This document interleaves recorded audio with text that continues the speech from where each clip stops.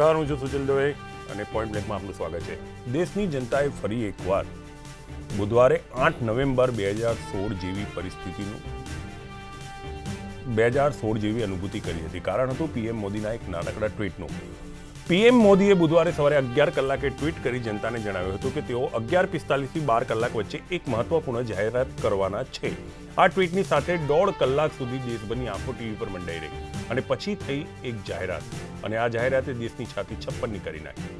તમારે પણ આ વિશે જાણકારી મેળવી ગર્વની લાગણી અનુભવવી જોઈએ। આ વિશે હું મારી રીતે તમને જણાવવાનો આજે પ્રયાસ કરીશ, કેમ કે માત્ર દેશના નાણાં વિભાગ, પાણી પુરવઠા વિભાગ, ગૃહ મંત્રાલય સિવાય ઇસરો પણ એક સંસ્થા છે જેની કામગીરી વિશે આપણે જાણવું જોઈએ અને ગર્વ લેવું જોઈએ। આ સંસ્થાના વૈજ્ઞાનિકો વર્ષોથી ભારતને અંતરિક્ષમાં વિકાસના પંથે લઈ જઈ રહ્યા છે। ભારતે અંતરિક્ષમાં સુરક્ષા માટે એન્ટી સેટેલાઇટ મિસાઇલ ટેકનોલોજી મેળવી લીધી છે। આ ટેકનોલોજી અત્યાર સુધી માત્ર અમેરિકા, રશિયા અને ચીન પાસે હતી। વડાપ્રધાન મોદીએ બુધવારે દેશને સંબોધતા કહ્યું છે કે વૈજ્ઞાનિકોએ લો અર્થ ઓર્બિટમાં 300 કિલોમીટર દૂર એક લાઈવ સેટેલાઇટને તોડી પાડ્યું, એટલે આપણો જતો પણ યુઝલેસ હતો। આ ઓપરેશન મિશન શક્તિ ભારતની એન્ટી સેટેલાઇટ મિસાઇલ A-SAT દ્વારા માત્ર 3 મિનિટમાં પૂરું કરવામાં આવ્યું છે। આ મિશનની સાથે જ દુનિયાને બતાવી દીધું છે કે આપણે પણ સેટેલાઇટને અમુક સેન્ટીમીટરના અંતર પર જઈને તોડી શકીએ છીએ। તમને જણાવું કે વિશ્વમાં ઇગ્ના 70 વર્ષથી એન્ટી સેટેલાઇટ ટેકનોલોજી પર કામ થઈ રહ્યું હતું। Anti satellite technology America, Russia વચ્ચે ચાલી રહેલી કોલ્ડ વોરના સમયથી જ છે। આ એક એવું હથિયાર છે જેને મુખ્ય રીતે અંતરિક્ષમાં દુશ્મન દેશોની સેટેલાઇટને નષ્ટ કરવા માટે ઉપયોગમાં લેવામાં આવે છે। આ પ્રકારના હથિયાર વિકસિત કરવાની શરૂઆત અમેરિકાએ 1950માં કરી હતી। 1960માં રશિયાએ કરી હતી। તે સમયે સોવિયત યુનિયન પણ તેના પર કામ શરૂ કરી ચૂક્યું હતું। કોલ્ડ વોર દરમિયાન અમેરિકા અને રશિયાએ આ પ્રકારના હથિયારો બનાવ્યા, પરંતુ ઉત્પાદન મોટા પ્રમાણમાં ન કર્યું। ભારતની 12 વર્ષથી આ ટેકનિક પર નજર હતી। મીડિયા રિપોર્ટ પ્રમાણે ચીન જ્યારે 2007માં એન્ટી સેટેલાઇટ મિસાઇલનું પરીક્ષણ કરી રહ્યું હતું, જે બાદ 2012માં DRDOના તત્કાલીન પ્રમુખ VK સાસવતે કહ્યું કે લો અર્થ ઓર્બિટમાં દુશ્મનના ઉપગ્રહને મારવાના હેતુસર એન્ટી સેટેલાઇટ હથિયાર બનાવવા માટે ભારત પૂરી રીતે તૈયાર છે। વિશ્વએ ભારતને કાગળ પરના સિંહ ગણી મજાક ગણાવી હતી, જ્યારે 2007 અને 2012માં ભારતે આ પ્રકારની તૈયારીના સંકેત આપ્યા હતા, તો વિશ્વએ આપણી મજાક પણ કરી હતી, જેનો જવાબ આપી દેવામાં આવ્યો છે। મિલિટરી સ્પેસ સાથે જોડાયેલા મુદ્દાઓના 12 વર્ષનો અનુભવ રાખનાર વિક્ટોરિયા સેમસન અને સ્પેસ સેફ્ટી મેગેઝિનના સ્કોલર અને આઉટર સ્પેસ એક્સપર્ટ માઇકલ જે લિસનરે ભારતની ક્ષમતાઓ પર સવાલ ઉઠાવ્યા હતા। તેમણે કહ્યું હતું કે ભારત જો વિશ્વને ટેસ્ટ કરીને પોતાની તાકાત નથી દેખાડતા તો તેઓ માત્ર કાગળ પરના વાત છે। સમજવા જેવી વાત છે। ભારતે મજાકને પડકાર ગણી સૌથી મુશ્કેલ રસ્તો અપનાવ્યો। ભારત છેલ્લા 7 વર્ષથી આ પ્રકારની ટેકનોલોજી પર ઝડપથી કામ કરી રહ્યું હતું। ભારતની પાસે આ પ્રકારના પરીક્ષણ માટે 2 રસ્તા હતા, જેમાં તેઓ ફ્લાય બાય કરી શકે, એટલે કે લક્ષ્યથી થોડાક અંતરે એન્ટી સેટેલાઇટ મિસાઇલ પસાર કરી શકે કે પછી કોઈ સેટેલાઇટને જામ કરી શકાય। આ સમજવા જેવી વાત છે, થોડું વિજ્ઞાનની વાત છે, થોડું અરુચિ પણ આવે, પણ ખરેખર આ દેશની આ સિદ્ધિ વિશે તમારે સમજવું જોઈએ। ભારતે ત્રીજો અને સૌથી મુશ્કેલ રસ્તો અપનાવ્યો। ભારતે લક્ષ્યને નષ્ટ કરી દીધું અને આ ટેકનિક પર પોતાની 100% ક્ષમતા સાબિત કરી છે। જે લક્ષ્યને સાધવામાં આવ્યું તે ઇસરોનું જ માઇક્રો સેટેલાઇટ હતું, જેને 24 જાન્યુઆરીએ છોડવામાં આવ્યું હતું। મેં આગળ પણ તમને કીધું, આકારમાં ઘણું નાનું હોવા છતાં તેને ઘણી જ એક્યુરેટથી તોડી પાડવામાં આવ્યું હતું। જે દેશની પાસે આ ટેકનોલોજી હોય છે, માનવામાં આવે છે યુદ્ધની સ્થિતિમાં તેને ઘણો ફાયદો થાય છે। હવે તમે જરા બેઝિક વાત પર આવો। આપણે સ્પેસમાં હતા કે યુદ્ધની સ્થિતિમાં આનો ઉપયોગ સારો કરી શકાય છે। આવી ટેકનોલોજી દુશ્મનના કોઈ પણ સેટેલાઇટને જામ કરી શકે છે અથવા નષ્ટ પણ કરી શકે છે।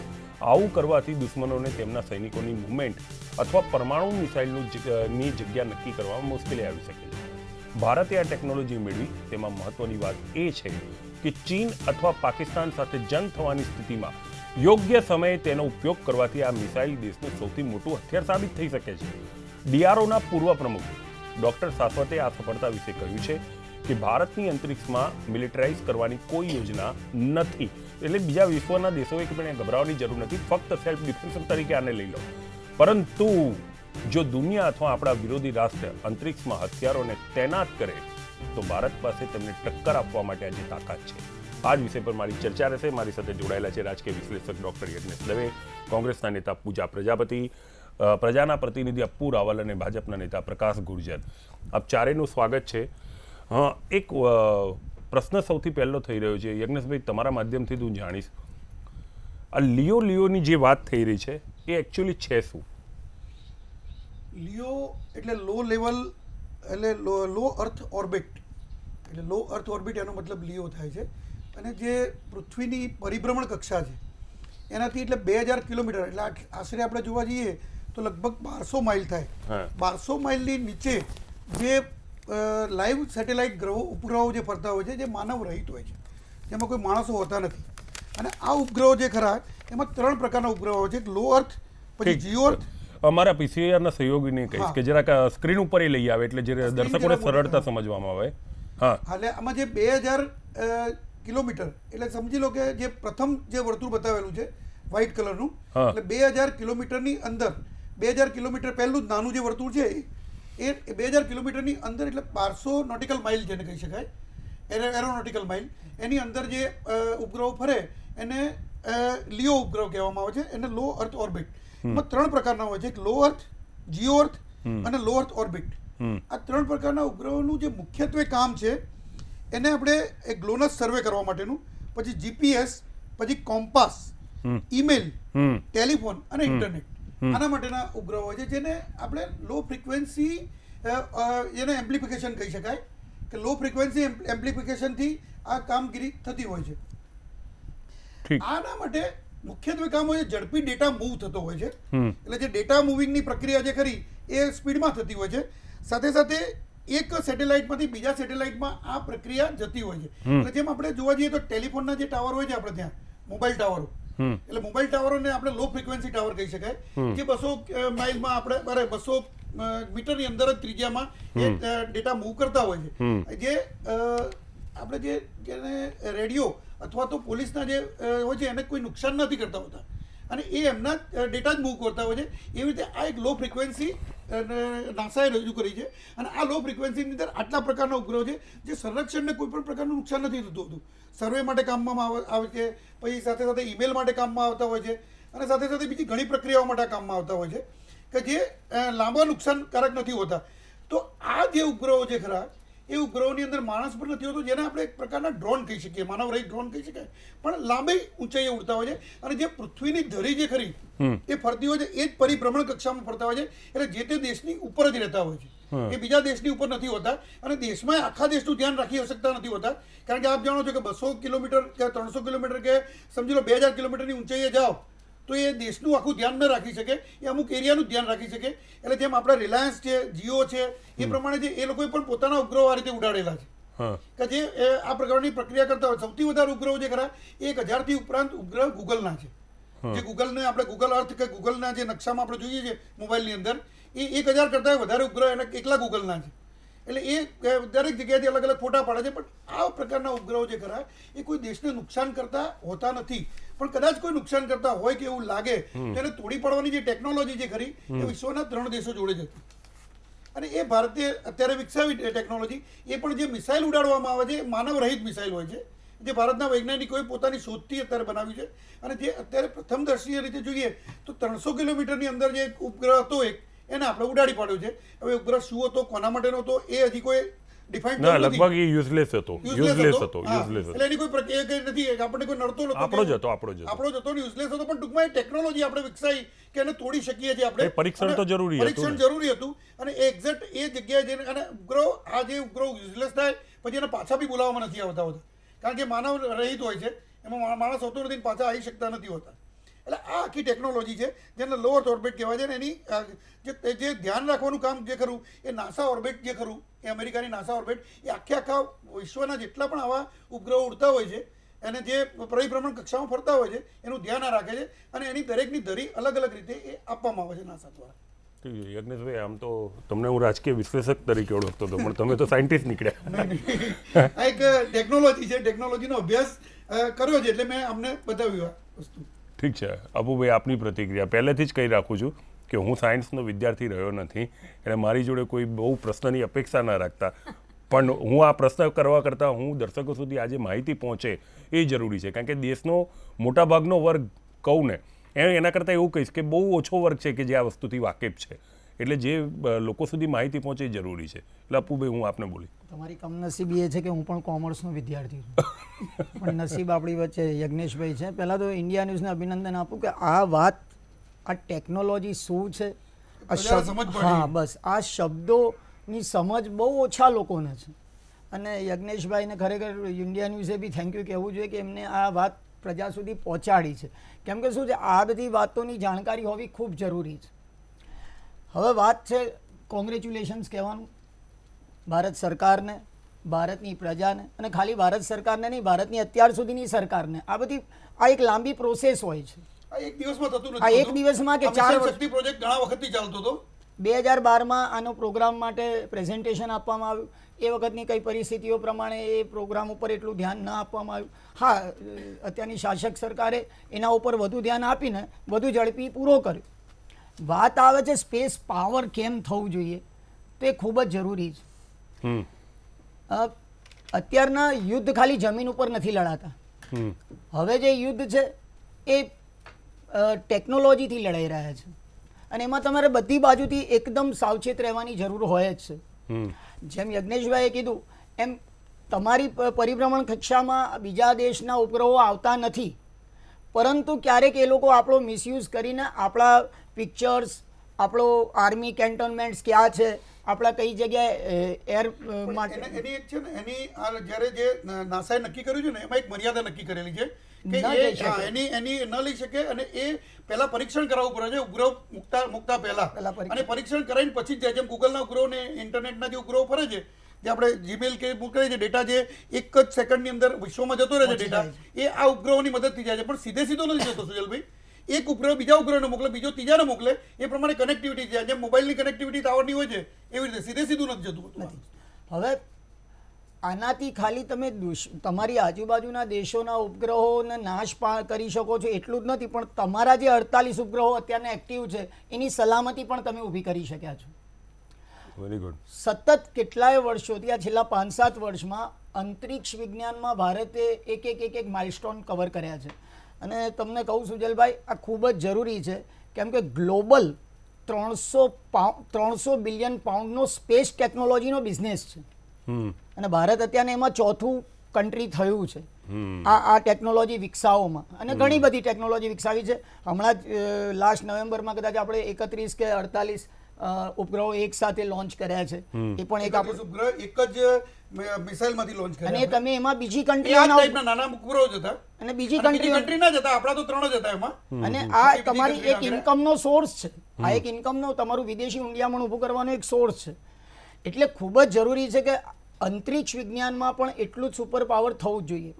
બીજું કે આપણા દેશને આપણે છેલ્લે જે સાયન્ટિસ્ટના કહેવા પ્રમાણે વિજ્ઞાન કરતા શું છે કે સુજલભાઈ, આપણે જે અત્યારે સુપર પાવર થયા એ અંતરિક્ષની અંદર આપણું જે મિસયુઝ થાય એને તોડી પાડવાની ટેકનોલોજી જે ખરી એ ખૂબ જ ઓછા લોકોના જોડે હતી. 3 જ દેશ જોડે હતી, અને આપણે વિકસાઈ ચોથા દેશ. ભારત, ચીન ને માફ કરજો, રશિયા, ચીન અને અમેરિકા 3 જોડે જ હતી. ચીન ને અમેરિકા. એટલે આપણે પણ આપણો જો તોડવો હોય, આપણે ત્યાં કોઈ જાસૂસી કરતું હોય તો પણ આપણે એ દેશમાં જવું પડતું હતું, અને ત્યાંથી તોડવો પડતો હતો આ ઉપગ્રહ. અથવા તો આપણો યુઝલેસ થયેલો હોય એ પણ એ લોકો તોડી આપતા હતા, આપણે જાતે નતા તોડી શકતા. અને સફળતા એટલે ગણાય ને, કેમ કે આના પહેલા ચાઇનાએ જ્યારે 2007માં કરેલું ને આ પરીક્ષણ, ત્યારે દુનિયાની બધી ઘણી કન્ટ્રીઓ એનો વિરોધ કરેલો, કેમ કે આ ઉપગ્રહ તોડ્યા પછી એનો જે કચરો જે છે ને એ તમારું આઉટર સ્પેસના ઓર્બિટમાં ખૂબ જ નુકસાન પહોંચાડે છે, બીજાની પરિભ્રમણ કક્ષામાં જાય છે.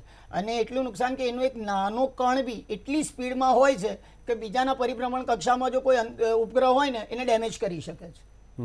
પરંતુ આપણી સફળતા એ છે કે આ કચરો છે ને આ એક જ વીકમાં પાછું પૃથ્વીમાં આવીને પડી જશે, એ આપણી સફળતા છે. એ બહુ મોટી સફળતા છે, કેમ કે આ પરીક્ષણો પહેલા બી થયા છે, પણ આની પાછળ પરીક્ષણ કર્યા પછીના જે એડવર્સ ઇફેક્ટ છે એમાં આપણે સક્સેસ ગયા છે. બીજું તમે તમારી પ્રસ્તાવનામાં કીધું કે ઓલા પેલા અંતરિક્ષ વિજ્ઞાન ઉપર જે મેગેઝિન છે એમાં એવું લખાયેલું કે કાગળ પરનો વાઘ છે, તો આપણે કાગળ પરના વાઘ નહીં, સર્કસનો વાઘ નહીં, આ સાબિત કર્યું છે આ જંગલનો વાઘ છે. પરફેક્ટ વાત છે. અને એક ઉપગ્રહ જે નાનો હોય છે ને એ 2200 કરોડ મિનિમમ એની કિંમત હોય છે. અને બીજી એક વાત કે પુલવામા હુમલાનો એટેક જે સર્જિકલ સ્ટ્રાઇક કરી, એર સ્ટ્રાઇક કરી, ત્યાં આપણે આપણી બ્રેવરી સાબિત કરી હતી, અને અહીંયા આપણી બ્રેઇન સાબિત કર્યું છે. એટલે ભારતે બ્રેઇન બ્રેવેરી બધા જ ક્ષેત્રો પર એક માઇલસ્ટોન એચીવ કરતા જઈએ છે અને ખૂબ જ અભિનંદનની વાત છે.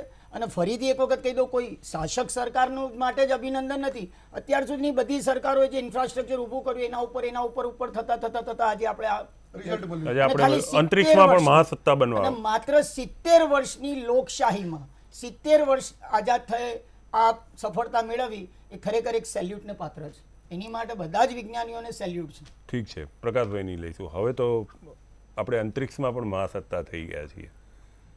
પહેલા સ્ટ્રાઇક, પછી એર સ્ટ્રાઇક અને હવે સ્પેસ સ્ટ્રાઇક.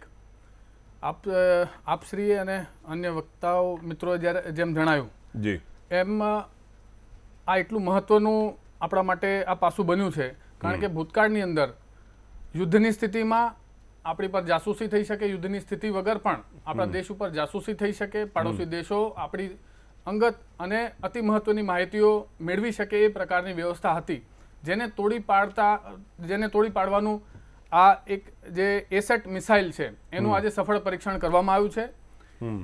આ પહેલા પણ જેમ પ્રજાના પ્રતિનિધિએ કહ્યું 2012માં આ પ્રકારનો એક પ્રોજેક્ટ ડીઆરડીઓના તત્કાલીન ચીફ અવિનાશ ચંદેરજી, ડોક્ટર શાશ્વતજીના જણાવ્યા પ્રમાણે આ પ્રપોઝલ યુપીએ સરકાર સમક્ષ મૂકવામાં આવી હતી, પરંતુ તત્કાલીન સરકારની રાજકીય ઈચ્છાશક્તિના અભાવના કારણે આ પ્રોજેક્ટને સફળતા અથવા તો અનુમતિ મળી નહોતી, જેને આદરણીય નરેન્દ્રભાઈ મોદીની રાજકીય ઈચ્છાશક્તિના કારણે ખૂબ આ મંજૂરી મળી અને આટલી મોટી સફળતા મળી છે. આ તબક્કે હું તમામ દેશવાસીઓને, આપણા ડીઆરડીઓના વૈજ્ઞાનિક મિત્રોને અને ભારત સરકારને ખૂબ ખૂબ અભિનંદન પાઠવું છું. બધા સારું બોલે છે, હું ટીકા નથી કરતો, પણ હું ક્યારનો જોતો હતો કે મેં જે ભૂલ કરી છે એનું પુનરાવર્તન કોણ કરે છે. મેં દેશને અભિનંદન આપ્યા છે, પણ આપણને મહાસત્તા અપાવનાર કોઈ નથી. સરકારની ઈચ્છા શક્તિ છે અને સાચા અભિનંદનને પાત્ર આપણા વૈજ્ઞાનિકોને અભિનંદન આપવાના હતા. વૈજ્ઞાનિકોને અભિનંદન તમે આપ્યા છે, પણ અલગ રીતે આપ્યા છે. મહેનતની ફળશ્રુતિના કારણે આ આપણને સફળતા મળી છે. આપણે ચોથા દેશ બન્યા છીએ, આપણે અંતરિક્ષ મહાશક્તિ બન્યા છીએ. આપણે બહુ ખૂબ સાંભળ્યું છે કે માં ભારતીને પરમ વૈભવના શિખર ઉપર પહોંચાડવાનું છે. આપણે આ દેશને મહાસત્તા બનાવવાની છે. એ દિશામાં હું માનું છું કે આ ખૂબ મહત્વનું પગલું છે. ઠીક છે, તો પૂજાબેન 2012માં જો ઈચ્છા શક્તિ આપણી થોડી વધારે હોત તો આ ગૌરવ આપણને 7 વર્ષ પહેલા મળી ગયું હોય એવું નથી લાગતું? સુજલભાઈ, પહેલા મારા પ્રકાશભાઈ, મારા મિત્રને અને મારા શાસક પક્ષના પ્રવક્તાને કહી દઉં કે 2010માં મનમોહનસિંહજીએ આ જે પ્રોજેક્ટ શક્તિ પ્રોજેક્ટ છે એની શરૂઆત કરી હતી અને આની એક કહેવાય ને કે એક મંજૂરી આપી હતી કે ભાઈ આ વસ્તુ આપણે બનાવવાની છે. હું રેકોર્ડ ઉપરની વાત કરી હું આવું છું ભાઈ ઠંડા પડો, આવું છું બરાબર, ઠંડા પડો બરાબર. એટલે એ વખતે 2010માં આ પ્રોજેક્ટની શરૂઆત મનમોહન સરકારે કરી નાખી હતી. એટલે સૌથી પહેલા થેન્ક્સ ટુ મનમોહનસિંહજીને, કોંગ્રેસ વૈજ્ઞાનિકોને આપો. હું સાંભળો તો ખરી. અચ્છા, ચલો ઠીક છે. સૌથી પહેલા કે આવા એક જો આપણે શાસકોની વાત કરતા હોઈએ, જ્યારે આપણે એક કોંગ્રેસ ભાજપની વાત કરતા હોઈએ, તો જે શાસક પક્ષે આની શરૂઆત કરી હતી એને થેન્ક્સ પહેલો જાય. આ મોદી સરકારજીની જે સ્ટાઇલ છે એ વાપરું છું.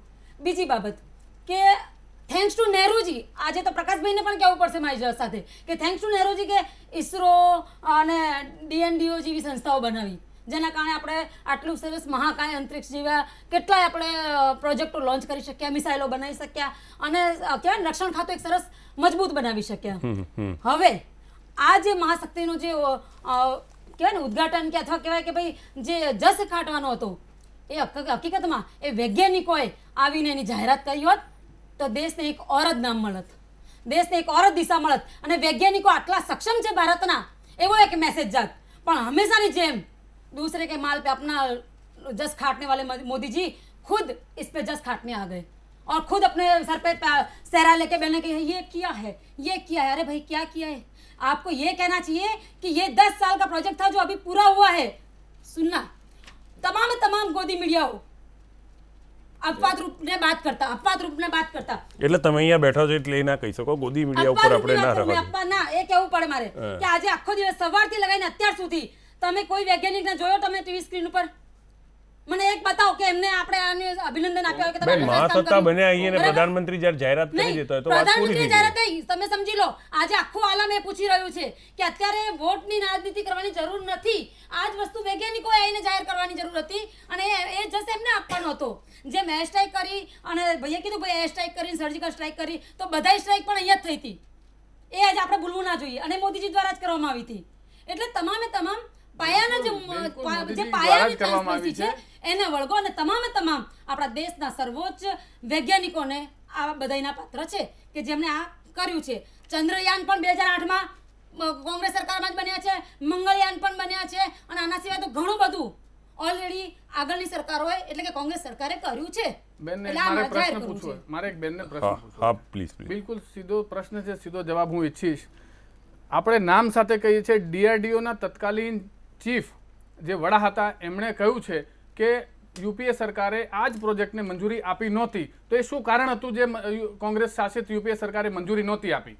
એનો હું જવાબ ઈચ્છું છું બેન પાસે. હા તો તમે પ્રકાશભાઈ જવાબ ઈચ્છો ને તો પહેલા એવો ક્વેશ્ચન લાયા છો કે નહીં એનો મને ઓથેન્ટિક ડોક્યુમેન્ટ બતાવો પછી જવાબ આપો. તમામ 2000 પ્રશ્ન છે 2012 ની વાત છે.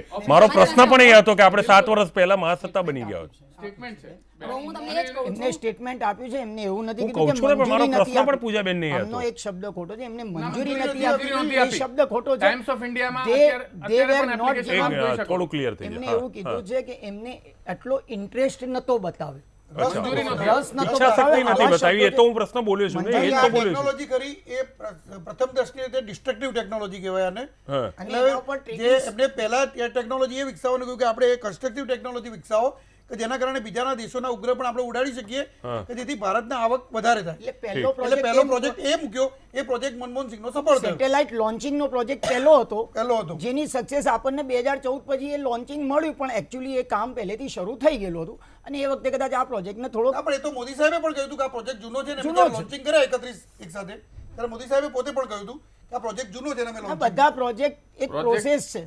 એ વિચાર જૂનો હોઈ શકે પણ સફળતા આજના સમય મળી છે હા, તો એ માનવાનું. આજના જે વર્તમાન વૈજ્ઞાનિકોએ આમાં કામ કર્યું છે અને એમની મહેનતને આપણે ખરેખર બિરદાવવી જ જોઈએ અને આવકારવી જોઈએ અને અભિનંદન પણ પાઠવવા જોઈએ. કોઈ પણ સંકોચ રાખ્યા વગર આપણે અભિનંદન આપવા જોઈએ, હું માનું છું.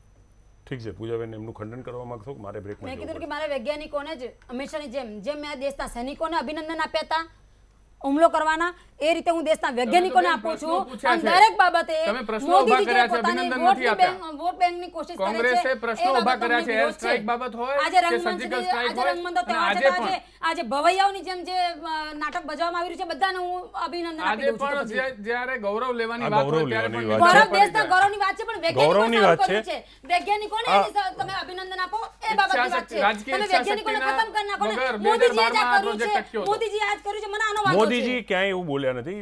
પ્રધાનમંત્રીને મેં ભાજપાના ધ્યાનથી સાંભળ્યું તમામ છે. સ્ટેટસ જોવામાં પ્રધાનમંત્રીએ આવે. કીધું છે ભારતે આ કર્યું છે. ભાજપાના તમામ સ્ટેટસ જોવામાં આવે, પોતાના આઈટી સેલના બધા જે રીતે ક્રિએટ સ્ટેટસની વાત કરવામાં અલગ આવે, છે. જોવામાં આવે અને સ્ટેટસની જે વાત સ્ક્રીન અલગ. ઉપર મીડિયામાં ચાલી રહ્યું છે એ જોવામાં આવે. સ્ટેટસની વાત અલગ છે, પણ એક વસ્તુ અત્યારે કહી દઉં છું કે આ મહાસત્તા આપણે અંતરિક્ષમાં બન્યા છીએ, આના ઉપગ્રહોથી આપણને શું ફાયદા થશે, ગેરફાયદા થશે એની ચર્ચા કરતા રહીશું. પણ મારે એક ફાયદો લેવો છે, કેમ કે હું મારી જાતને અપગ્રેડ કરીશ આનાથી. મને એવું હતું કે મારે ખાલી રાજનીતિ ભારત દેશમાં ચાલી રહી છે, પણ આજે ઉપગ્રહ અપલોડ થયો અને ત્યાં જ ખબર પડી કે રાજનીતિ તો હવે અંતરિક્ષમાં પણ ચાલી રહી છે. યજ્ઞેશભાઈ, તમારાથી હું જાણવા માંગીશ કે આપણે જે મહાસત્તા બન્યા છીએ તો અત્યારે જે પાકિસ્તાન છે કે ચીન છે એની જે બી લશ્કરી હિલચાલ હોય, શું આપણે એ મેળવી શકીશું આનાથી? આજે મહાસત્તા બની એ લશ્કરી હિલચાલ મેળવવાની નથી. પહેલા તો નહીં, એનો અહીં બી ઉપયોગ હા, થઈ એટલે શકે કે નહીં, નહીં? એનો ઉપયોગ મારે એ જ જાણવું ના થઈ શકે, કારણ કે આમાં કોઈ આંતરરાષ્ટ્રીય જે ખરી એ સંધિ જે ખરી એ મુજબ ક્યારે આ જે લો લેવલ ઓર્બિટ જે હોય છે એ જે ઉપગ્રહો જે ખરા ક્યારેય કોઈ દેશના સંરક્ષણ કે એના મામલામાં ક્યારેય કોઈ ફોટોગ્રાફ કે કશું લઈ શકતા નથી અને એની ટેકનોલોજી ચકાસ્યા બાદ જ એને મોકલવામાં આવ્યા હોય છે. અને આપણે જે અત્યારે જે સફળતા મેળવી છે એ આવા જે નકામા થઈ ગયેલા અથવા તો કોઈ આવા જાસૂસી કરતા ઉપગ્રહો છે એને તોડવા માટેની સફળતા મેળવી છે. આવો ઉપગ્રહ છોડવા માટેની આપણે સફળતા નથી મેળવી કે જેથી આપણે બીજાની પર જાસૂસી કરી શકીએ, કે આપણે આપણી સિક્યોરિટી માટે કે આપણા ઉપર કોઈ જાસૂસી ન કરી જાય એટલા માટે. આમાં એવું છે કે સુજલભાઈ આપણો પિસ્તોલ વસાઈ જાય કે આપણને કોઈ મારી ન જાય એના માટેની પિસ્તોલ વસાઈ છે. આપણે કોઈને મારવા માટેની કે એના માટેની ટેકનોલોજી નથી વસાયેલી કે જેથી બીજાને કોઈને અથવા તો આપણે કોઈની જાસૂસી કરવાની ટેકનોલોજી પણ નથી વસાઈ. એટલે આ જે મહાસત્તા બન્યા છીએ એ ડિસ્ટ્રક્ટિવ અને ડિસ્ટ્રક્ટિવમાં પાછું એમાં આપણે દેશ જે ખરો એ આવક મેળવી શકશે, કારણ કે બીજા દેશો જે ખરા એ પણ આપણી ઉપર આધાર રાખતા થઈ જશે કે એમના દેશના પણ જે નકામા થઈ ગયેલા ઉપગ્રહો છે, કારણ કે પરિભ્રમણ કક્ષા એ ફિક્સ છે. પરિભ્રમણ કક્ષાની અંદર જો એક કરતાં વધારે ઉપગ્રહો આવે તો એ પરિભ્રમણ કક્ષાની અંદર પણ ઉપગ્રહો એકબીજાને અથડાતા હોય છે. અને ઘણા મોટા ક્લેશ થાય એના નુકસાન થતા હોય છે અને 2200 કરોડ રૂપિયાનો એક ઉપગ્રહ થતો હોય છે. તો આ ઉપગ્રહો જે ખરા એ ના નુકસાન થાય ને એના માટે જે નકામા થઈ ગયેલા ઉપગ્રહો છે જેની કામગીરી પૂરી થઈ ગયેલી હોય છે એવા ઉપગ્રહોને તોડી પાડવા માટે આ ટેકનોલોજીનો ઉપયોગ થાય. આ ટેકનોલોજીના ઉપયોગથી એવા ઉપગ્રહોને તોડી અને એનો જે ભંગાર જે ખરો એ પણ પાછો પૃથ્વી ઉપર લાવી શકાતો હોય છે. એ ટેકનોલોજી આપણે વસાઈ છે. એટલે એક અંતરિક્ષ મહાસત્તા આપણે ટેકનોલોજી નવી વસાઈ જી અપુભાઈ. જી હું યજ્ઞેશભાઈ સાથે એકદમ સંમત છું. આ કંઈ આપણે કોઈ દેશની જાસૂસી કરવા માટે તો વિકસાવી જ નથી અને અલ્ટિમેટ ગોલ આમાંથી અર્નિંગ જ હોય. આ અર્નિંગ માટેનો જ ગોલ છે. સ્પેસ પાવર થવાનું કે સુપર પાવર થવાનું કેમ? તો તમે દુનિયાની બીજી બધી કન્ટ્રી સુપર પાવર કેમ થાય છે? તો કોઈને વિતાળવા કે કોઈનું ડિસ્ટ્રક્ટિવ કરવા થતી જ નથી. પણ આ ટેકનોલોજી એવી છે કે જેના આ ટેકનોલોજી બીજી કન્ટ્રીઝને આપીને કાં તો આ ટેકનોલોજી માટે બીજા સાથે ટાઈપ કરીને આપણું અર્નિંગ કરી શકશું અને એ જ આપણો અલ્ટિમેટ ગોલ છે. વાત આવે છે કે આ ટેકનોલોજી કેટલેક હદે સંરક્ષણમાં વધુ ઉપયોગી એટલે થાય કેમ કે આપણી આજુબાજુ જે બે કન્ટ્રી છે એની સાથેના આપણા સંબંધો જે રીતની પરિસ્થિતિમાં ચાલી રહ્યા છે એ વખતે ખાસ કરીને ચીન ને પાકિસ્તાન હા બે એની બીજા તો હજી એ લોકો આપણી પાસે ટેકનોલોજી લેશે બાકી પણ પાકિસ્તાન પાસે આ ટેકનોલોજી વિકસાવવાની તાકાત નથી પણ એને ચાઇના કે યુએસનો સપોર્ટ છે જ. એટલે ક્યારેક આપણી જાસૂસી માટે જો કોઈ ઉપયોગ કરે કાં તો એવી નાપાક હરકત કરે ત્યારે આપણે આ ટેકનોલોજીનો ઉપયોગ કરી શકીએ અને પરીક્ષણ તો જરૂરી છે. તમારી ટેકનોલોજી સક્સેસફુલ છે કે નહીં એની માટે પરીક્ષણ કરવું જ પડે અને બધી સરકારોએ જ્યારે આપણો જ તોડ્યો છે ને આપણો જ ઉપગ્રહને યુઝલેસ હતો. બિનઉપયોગી આપણો ઘણા બિનઉપયોગી આવા ફરતા હોય છે. બીજાનો તોડતા તો ત્યાંથી ચાલુ થતું બીજી કન્ટ્રીઓને આપણે ડેમો આપ્યો કે અમે તોડી શકીએ છીએ એટલે એનાથી આપણી આવક બી ઊભી થઈ ને. તમે ન્યુક્લિયર ટેસ્ટ કરો છો કે આપણે અત્યાર સુધી 3 જ દેશ આવક ઊભી કરતા હતા. હવે આપણે ચોથો દેશ થયા. ચોથો દેશ આપણે પણ આવક ઊભી કરીશું. મેં તમને પહેલા જ કીધું કે 300 બિલિયન પાઉન્ડનો આ આખો સ્પેસ ટેકનોલોજીનો ગ્લોબલ બિઝનેસ છે. એમાં તમે હવે પાર્ટિસિપેટ કરવા માટે ધીમે ધીમે તૈયાર થઈ રહ્યા છો. અર્થતંત્ર પણ ઊંચું આવે ભારત અને આનાથી ભારતના અર્થતંત્ર હું આ આખીમાં અર્થતંત્રનો મોટો ફાયદો છે એ જોઈ રહ્યો છું. બાકી તમે કઈ રોજ ઉઠીને તો ઉપગ્રહો તોડવાના નથી તમારે. આ એક ન્યુક્લિયર ટેસ્ટ જેવી એક પ્રોસેસ છે કે તમે ન્યુક્લિયર વિકસાવ્યો છે ન્યુક્લિયર બોમ્બ તો એનો ટેસ્ટ કરો છે એટલે આ એક ટેસ્ટ કર્યો છે. અને બીજી એક વાત કે આની રાજકીય હું એવું નથી માનતો. બેનને પણ કહું કે પ્રજા વોટ કરવા જાય છે ત્યારે તમારા રોજગારીના મુદ્દા પર જ જાય છે. આની અસર અઠવાડિયાથી વધારે રહેતી નથી. કદાચ એવું કરવું ના જોઈએ. હું શું કહું જ્યારે ઇલેક્શનનો માહોલ હોય એમને પૂરી કરી દે. હું તમારી પાસે આવી ગયો. સમયે બધા બધું કરે જ છે. એ આખી રાજકીય વાત છે. પરંતુ આની અસર વોટ ઉપર હું નથી માનતો કે એટલી પડે. હા એક ગૌરવ ઊભું થાય છે કદાચ શાસક પક્ષ માટે કે શાસક પક્ષના લીડર માટે ગૌરવ ઊભું થઈ શકે. પરંતુ હું પહેલાં બી આપની ડિબેટમાં કહી ગયો છું કે વોટર જ્યારે વોટ કરવા જાય છે ત્યારે એની પ્રાથમિક જરૂરિયાતોને જ વિચારીને વોટ કરે છે. પોતાની ભૌગોલિક લોકલ પરિસ્થિતિઓને જોઈને જ વોટ કરે છે. એટલે હું એવું માનું છું કે આ વાતને વધારે ઉછાળીને પેલું એર સ્ટ્રાઇકની જેમ તમે આને મીડિયા ઉછાળે તો પણ મતલબ નથી આનો કોઈ. કારણ કે લાંબુ સુજલભાઈ ચાલવાનું નથી. આજે કરી લોકોને થયું કે આ આવું થઈ ગયું ભારતે આ કર્યું અને બીજું કે સમય થયું છે એના માટે કદાચ વિરોધ પક્ષ વાંધો કરી શકે પણ સમય એ બી જુઓ એક વાત છે કે સમયે ઇલેક્શન સમયે કોઈ પણ પક્ષ એનો ફાયદો લે. કારણ કે બીજું કે આપણે બહાર જઈએ ત્યારે જ નવા કપડાં પહેરવાના છે. એમને તો પહેરી ફરતા નથી. એટલે એમને સમય આવ્યો છે તો એમને કર્યું છે અને જેને ઉપયોગ એમની સરકાર વખતે થયું છે. પણ જેનો જો ફાયદો લેવાની વાત આવશે જે ઇલેક્શન કમિશન પર વાંધો આવશે તો એ ખોટી વસ્તુ છે. એ ભારતીય જનતા પાર્ટીએ નહીં કરવું જોઈએ. અને પોઝિટિવ વાત તો એ છે કદાચ ફાયદો લેતું હોય કોઈ પક્ષ તો પોઝિટિવ વાત એ છે કે અત્યાર સુધીના યજ્ઞેશભાઈ ઇલેક્શનોમાં કોમીને એવા ફાયદા લેતા હતા એના જગ્યાએ આવા ફાયદા લેવાતા હોય તો કદાચ અલ્ટિમેટલી દેશને જ ફાયદો છે. હવે આ મુદ્દાઓ પર આવતા હોય તો વધારે સારું. ઉત્તરાખંડના મામલે જો ઇલેક્શન લડીને તો જીતતા હોય એના કરતા આવા મુદ્દા વધારે સારા. પૂજાબેનની પ્રતિક્રિયા લઈ લઈએ. ક્યારના ચૂપ છે.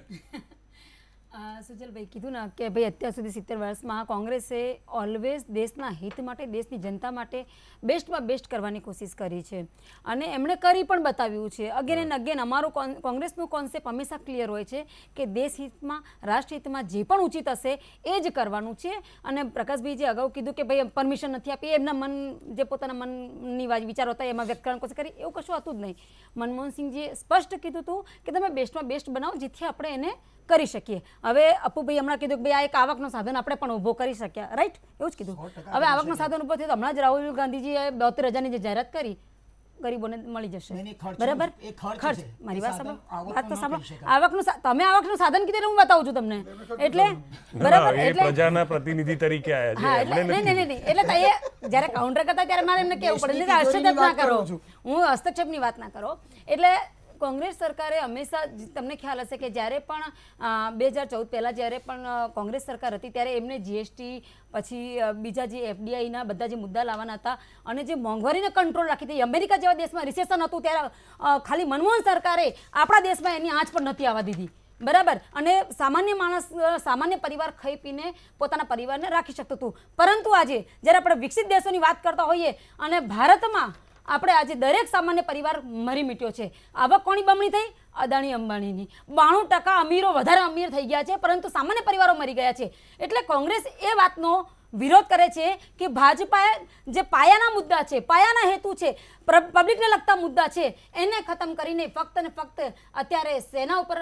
અને બીજા બધી બાબતો ઉપર જે વોટ બેંક ઊભી કરવાની કોશિશ કરી રહ્યા છે એ ખોટું છે એમને પાયાના મુદ્દા પકડવા જોઈએ કારણ કે આજે સામાન્ય માણસને 2 ટાઈમના રોટલા જોઈએ છે એમને રોજગારી જોઈએ છે એમનો પરિવાર સુરક્ષિત રહે એ જોઈએ છે એમની બેન દીકરીઓ સુરક્ષિત રહે એ જોઈએ છે એ તમામમાં ભાજપા નિષ્ફળ ગઈ છે અને અત્યારે આવા નવા છમકલા કરીને ક્યાંક ને ક્યાંક આપણા જે છમકલા એટલે મોદીજીને કહેવાય ગ્રેવિટી વગરના અંતરિક્ષમાં જ્યારે એક આપણે પેલું અંતરિક્ષમાં જે સેટેલાઇટ પાડ્યું છે આપણે તો એમાં એક વસ્તુ સમજો કે એ વૈજ્ઞાનિકોની પોતાની કહેવાય સફળ કામગીરી છે વૈજ્ઞાનિકો સેલ્યુટ વૈજ્ઞાનિકોને જ અભિનંદન પરંતુ એ વખતે એનો જે શાસક પક્ષ જે પોતાનું એમાં રોટલો શેકવાની કોશિશ કરે છે મારો વિરોધ એમના પૂરતો જ છે અહીંયા પૂજાબેન થોડીક એક સમજફેર થતી એવું લાગે છે હું મારી માન્યતા આપની સમક્ષ મૂકું છું જરૂરી નથી કે મારા સત્ય સાથે તમે જોડાઓ પ્રધાનમંત્રી એને કેસ કરવા એવું નથી કીધું પણ એ જાહેરાત ચોક્કસ કરી છે કે આપણે પણ અંતરિક્ષમાં ચોથી મહાસત્તા બન્યા છીએ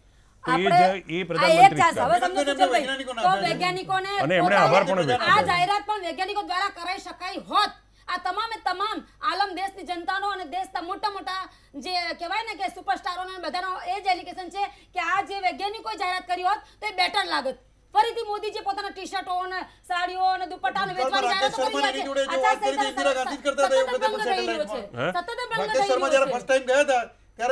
છે દૂરદર્શન પર વિડીયો પણ એમણે ઓલવેઝ તમે જોશો કે ઓલવેઝ વૈજ્ઞાનિકો સામે આવ્યા છે સૈનિકોના વડા કહેતા હોય તો એમને કોંગ્રેસનો હાથ પકડ્યો છે કારણ કે કોંગ્રેસે ક્યારે આવા મુદ્દા પર રાજનીતિ નથી કરી એટલે કોંગ્રેસના જે સૈનિકો જે રિટાયર્ડ વડા હતા એ કોંગ્રેસનો હાથ પકડીને આગળ આવ્યા છે રાજનીતિ અંતરિક્ષમાં થઈ રહી છે અંતરિક્ષ મહાશક્તિ બન્યા ના પ્રસંગે આપણે જે વાત કરવાની છે એના કરતા બિલકુલ વિપરીત કામ વગરની ચર્ચા કરીને આ કામ વગરની નથી પ્રકાશભાઈ તમે એનું ગૌરવ લેવાની જગ્યાએ તમે મુદ્દા ઉપર જવાબ તમારા મુદ્દા ઉપર જવાબ આપવો જ હોય તો તમે રાફેલ ઉપર કેમ અત્યાર સુધી તમે નથી આવ્યા તમને પોતાને ચોકીદાર ચોરની વાત કરી મિચેલ મામા જવાબની વાત કરી અમે કીધું વાત મુદ્દા વગરની છે મિચેલ મામા કેમ તમે રાફેલનો જવાબ નથી આપ્યા મિચેલ મામા હજી ભારતની અંદર હિરાસતમાં છે અને આ કોંગ્રેસના લોકો જે લોકો અત્યારે બેલ ઉપર છે એ લોકો પ્રશ્નો કરી રહ્યા છે ભારતીય જનતા પાર્ટી તો તમે સવાલ ના પૂછીએ દેશ તો બરબાદ થવા દઈએ બિલકુલ બરબાદ ન થતો આ પ્રશ્ન સવાલ પૂછીએ એટલે દેશદ્રોહી થઈ જઈએ તમે બિલકુલ પ્રશ્ન પૂછી શકો છો તો જવાબ આપો રાફેલની ફાઇલો ચોરી થઈ જાય ફક્ત રાફેલની ફાઇલો ચોરી થઈ જાય રક્ષણ મંત્રાલયમાંથી તો સવાલ ના પૂછીએ તમને બિલકુલ સવાલ પૂછવાનો અધિકાર છે આ પ્રશ્ન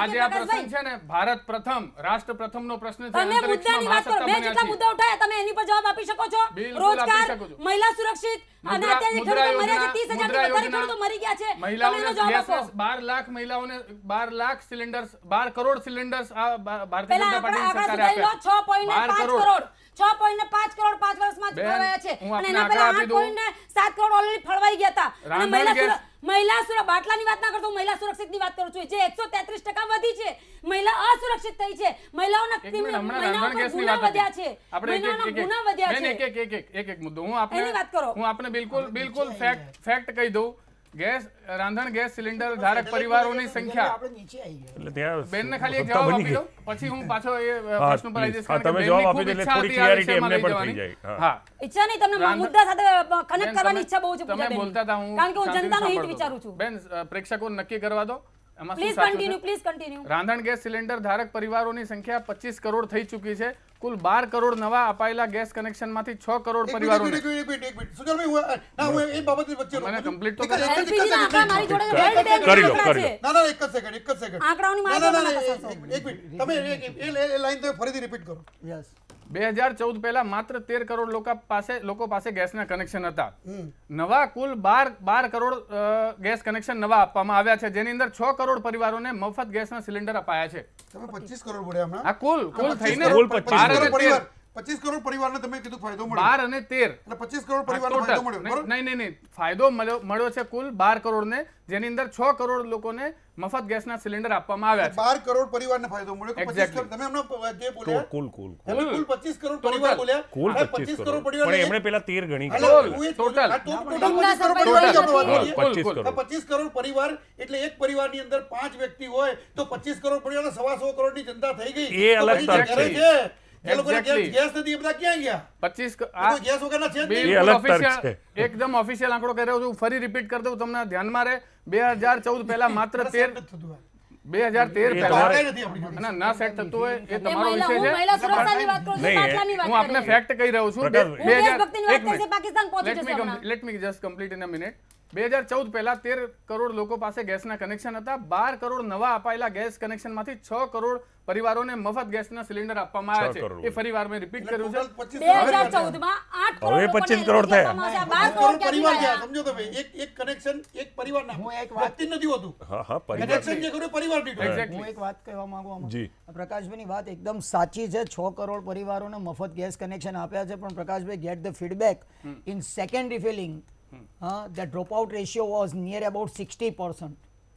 કારણ કે પૈસા લીધા છે. Because they were not money, they are not Refilling having- કરવાના money નથી. they don't have money એના to કરતા એ લોકો refilling. refilling પાછા લઈ ગયા છે. વધારે રાજસ્થાનમાં એક હાથ પકડીને તમને ગામડા બતાવ્યા. નહીં, 100% યોજના આનંદની સારી હતી, દૂરંદેશી યોજના હતી, પણ એના ફીડબેક વાત લઈને આઈડી અટકી ક્યાં? રોજગાર હોત તો આ બધી યોજના ચાલો.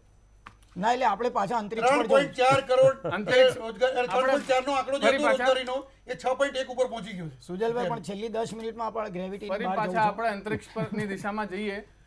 હમણાં જ ચીનના અને પાકિસ્તાનના સ્ટેટમેન્ટ્સ આવ્યા છે. એ લોકોએ અંતરિક્ષની અંદર સુરક્ષા જળવાઈ રહેશે એ પ્રકારની વાત કરી છે. જે લોકો ઓફેન્સિવ વાત કરતા હતા એવા આપણા પાડોશી દેશો આજે આ પ્રકારની વાતો કરવા માટે મજબૂર થયા છે.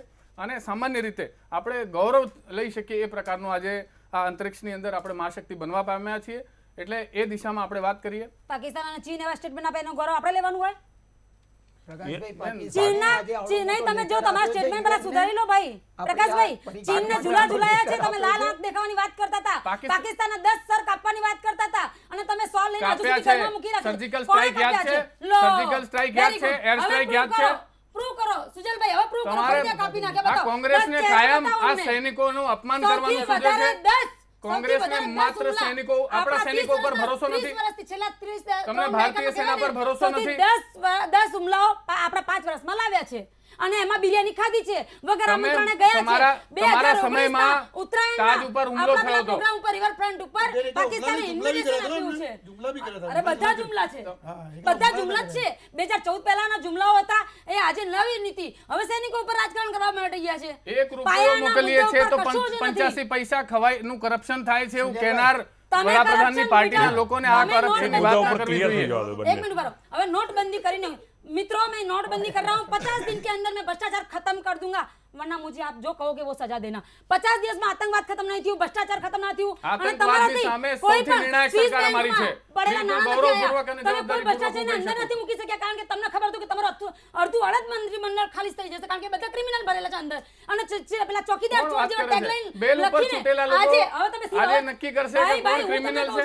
હવે આજે આપણા જે નેશનલ હેરાલ્ડના કેસમાં પ્રથમ દર્શનીય પુરાવા તમારી વિરુદ્ધમાં મળ્યા છે. હવે સાંભળી લો ભાઈ, રક્ષા મંત્રીના ફરજી સિગ્નેચર બતાવીને 2.5 કરોડ રૂપિયા બીજેપીના મહાસચિવ પી મુરલીધર રાવ એમણે લીધા અને એની ઉપર 420 406 471 120 ફરિયાદ થઈ. પોલીસ કોટી છે, ફરિયાદ થઈ.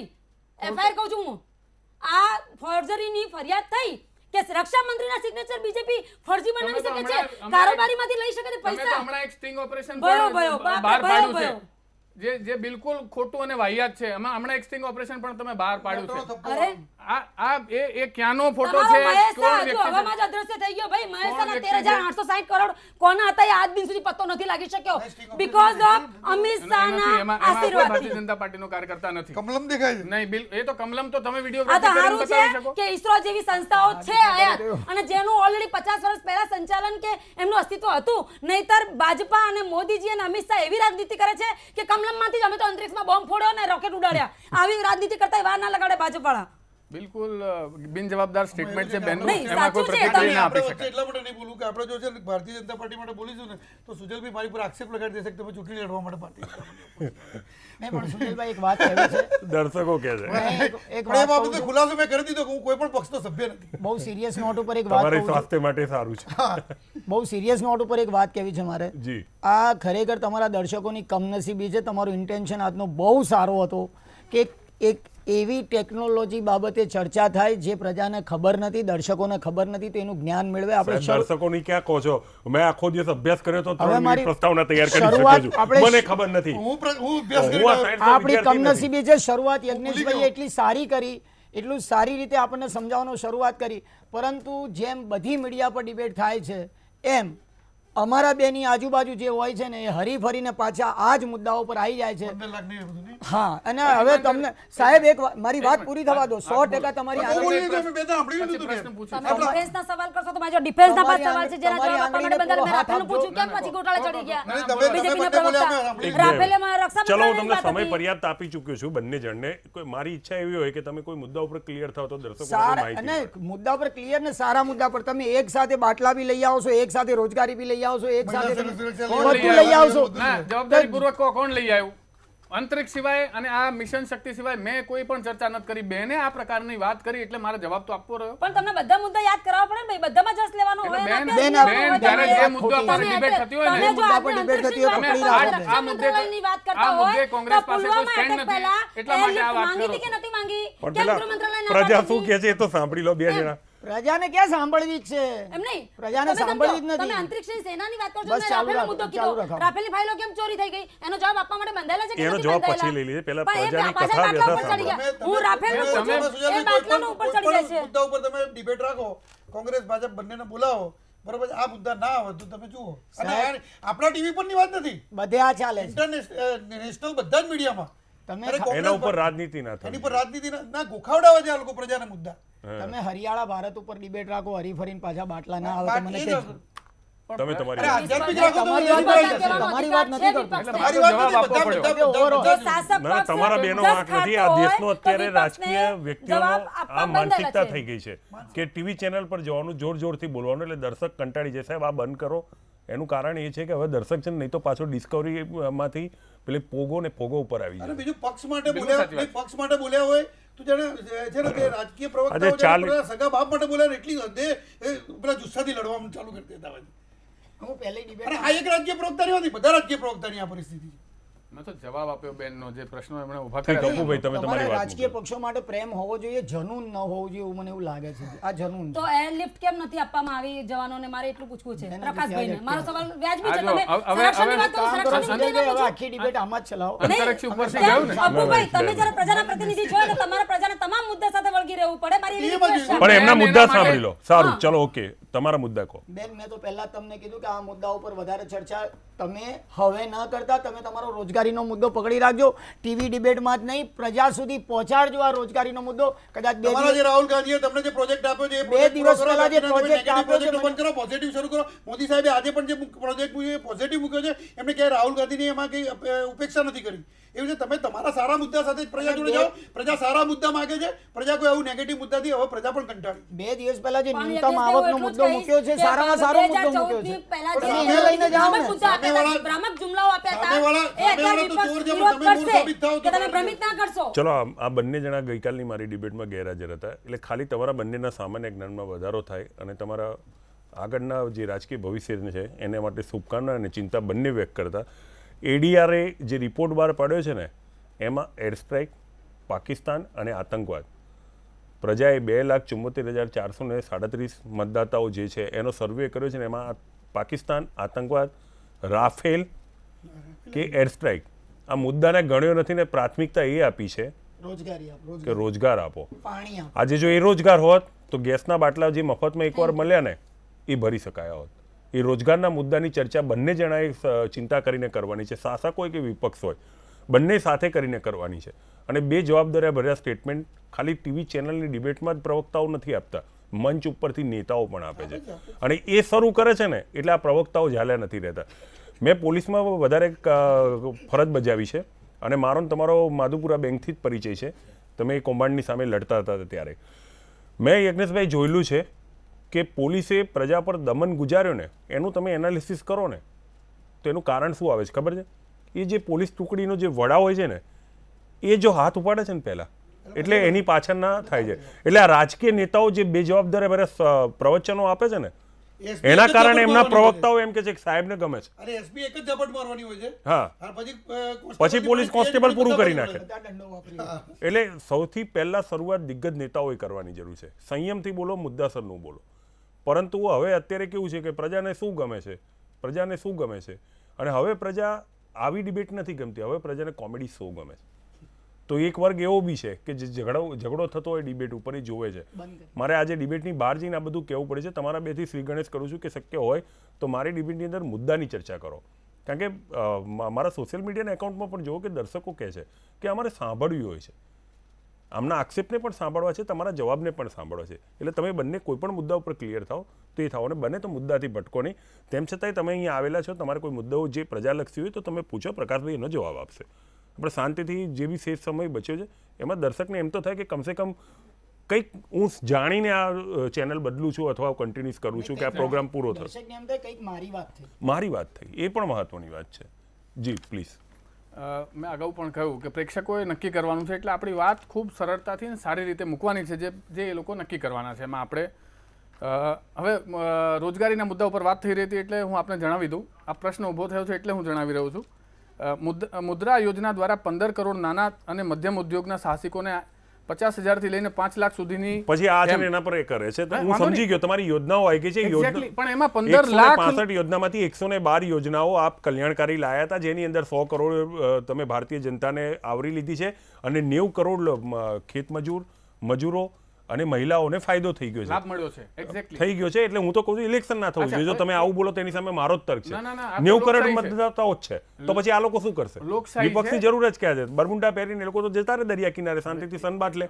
એ તો વિપક્ષનો વિષય છે. હા, જે યોજનાની અંતર્ગત એટલે યોજનાઓના આંકડામાં હા 90 કરોડ ભારતીય જનતા પાર્ટીના કહેવા પ્રમાણે 90 કરોડ મતદાતાઓ તો નહીં કહું પણ મહિલાઓ, ખેતમજૂરો અને ખેડૂતો, મજૂરો એ જેને ગણી શકાય છે, એ બધાને 90 કરોડ લોકોને લાભ થયો છે. 165માંથી 112 યોજનાઓ તમારી લાભકારી છે. એ તમારા આંકડા બોલે છે. અરુણ જેટલીનું બ્લોક પણ કહી રહ્યો છે કે મુદ્રા યોજના હેઠળ જે આપ કહી રહ્યા છો 22,000 કરોડ 22,000 આપવાની વાત, પણ એના ઉપર બહુ લાંબી તર્ક થઈ જાય છે. એ મુદ્દાસરની વાત નથી. ખેર અત્યારે હવે આપણે વિષયથી ન ભટકીને ચારે પ્રવક્તાઓનું એક પ્રતિક્રિયા લેવા માંગીશ. અપુભાઈ તમને પ્રવક્તા નહીં કહું, માફ કરજો, અને યજ્ઞેશભાઈ તમને પણ નહીં કહું, કારણ કે પાછા એમને પ્રવક્તા કહે છે એટલે એમને થાય કે હું કોઈ પક્ષમાં જવાનો છું. બહુ આક્ષેપ થઈ ગયા. ઠીક છે, આપણે અંતરિક્ષમાં મહાસત્તા બની ગયા, ચોથા નંબર પર આપણો દેશ પહોંચી પણ ગયો. 3 પહેલા મહાસત્તાથી આજે આપણી ચોથી થઈ ગઈ. ખૂબ સારી વાત કહેવાય. ઈમાનદારીપૂર્વક ભારતીય હોવાના નાતે ચારે પછી એક પ્રતિક્રિયા લઈશ. હવે એવું કયું ક્ષેત્ર આપણું બાકી રહ્યું છે જેમાં આપણે મહાસત્તા બનવું જોઈએ? તમારાથી પ્રકાશભાઈ શરૂ કરું છું, પૂજાબેનથી પૂરું કરું છું. પ્રકાશભાઈ, આપણે અંતરિક્ષમાં મહાસત્તા બન્યા છીએ. હવે બાકીના તમામ ક્ષેત્રોમાં કોઈ એક ક્ષેત્ર નહીં, બાકીના તમામ ક્ષેત્રોમાં આપણે મહાસત્તા બનવું જોઈએ અને એ દિશાની અંદર કામ થવું જોઈએ, કાર્યવાહી થવી જોઈએ. જી યજ્ઞેશભાઈ. 2 જ ક્ષેત્રો એવા છે કે જેમાં મહાસત્તા તમે બનો તો આખી વિશ્વ તમને પૂછે, એક અર્થતંત્ર અને ડિફેન્સ. Very good. અપુભાઈ, એવું લાગે છે મહાસત્તા બનવા માટે જે પાયાની જરૂરિયાત છે, ભારતમાં એજ્યુકેશનમાં માળખાકીય ફેરફારો કરવાની જરૂર છે થોડીક. અને જો એ ફેરફારો થશે તો પછી તમારે ક્ષેત્રો ગણવામાં થાકી જશો. એટલા ક્ષેત્રોમાં આપણે મહાસત્તા હશું અને થવાના જ છે. Very good. પૂજાબેન, એટલું જ કહે કે પ્રાઇવેટીકરણ બંધ કરીને એવા રોજગારોના સાધનો ઊભા કરવા જોઈએ જેથી આ બેરોજગારી ઘટે અને લોકો રોજગાર મળશે, તેમનો સુખી સંપન્ન પરિવાર રહેશે અને આ બધા બીજા ઇસ્યુમાં બહાર નહીં આવે. ઠીક છે, ચર્ચાની આ વિરામ આપવાનો સમય થઈ ગયો. પ્રકાશભાઈ, યજ્ઞેશભાઈ, અપુભાઈ અને પૂજાબેન, આપ ચારેક ચર્ચામાં આવ્યો તે બદલ આપનો આભાર. તો આ હતી ચર્ચા. અંતરિક્ષમાં આપણે બન્યા છીએ મહાસત્તા. ખૂબ સારી વાત છે, દેશે ઉજવણી કરવી જ જોઈએ. પણ હવે આપણે મહાસત્તા બનવાનું છે શિક્ષણમાં. આપણે શિક્ષણમાં મહાસત્તા આવીશું તો ભારતના વિદ્યાર્થીને ઉચ્ચ શિક્ષણ લેવા માટે વિદેશમાં નહીં જવું પડે. આપણે રોજગારમાં બનવાનું છે, જેને કારણે આપણો બુદ્ધિશાળી વર્ગ, જેને આપણે શિક્ષિત કહીએ છીએ, એ રોજગારની શોધમાં વિદેશમાં નહીં જાય. આપણે આરોગ્યમાં બનવાનું છે, આપણે સક્ષમ ભારત બનાવવાનું છે. આ જે વિભાગો આપણા બાકી રહ્યા છે એમાં આપણે મહાસત્તા બની જઈએ એવી અપેક્ષા સાથે હું આજે આ ચર્ચાને વિરામ આપું છું. ફરી એક આવો મુદ્દો લઈને આવીશ. ત્યાં સુધી મને રજા આપશો. નમસ્કાર.